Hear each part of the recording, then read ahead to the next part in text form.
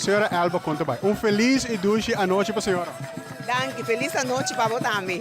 Nós aqui na celebração de Dia de São Juan e São Pedro. Pero agora é Dia de São Pedro, não? Sim, hoje é dia de São Pedro, dia 24, estava o dia de São Juan. Dorco, ela cai décima, então nós temos que São Pedro, então nós temos que São Pedro, da água já sabra.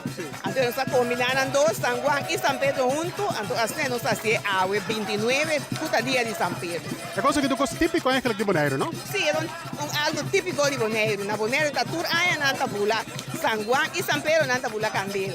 De quanto bula candela é senhora? Bula candela, não que men, nada chama água, para água ser chove, ora água ser também largo, ando nada bula candela, tu aia, ando para, se é água bobin chove back. Ah, pero uma drenta dengue nube não mandava. Mas na água, sim, klopt. Então conta bem que a celebração é aí. A celebração da vai bom, mirando que nós fazia 5 anos dentro do Tilburg mês, ando aia que nós tínhamos também sali foi Tilburg vir Rotterdam.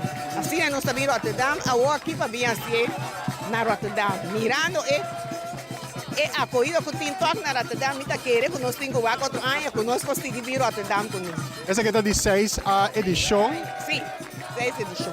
Então, me lembro que acaba de ter a intenção para continuar que aqui na Holanda. Sim, como lá, mas com o dia de rincón, nós vamos seguir que está aqui na vida. Uma pergunta importante, senhora. Senhora, mesa bula candela acaba? Não, tu não me sabe bula, pero a dor, como te ensaia, me tem medo de vai bula. Senhora, feliz dia de São Juan, feliz dia de São Pedro.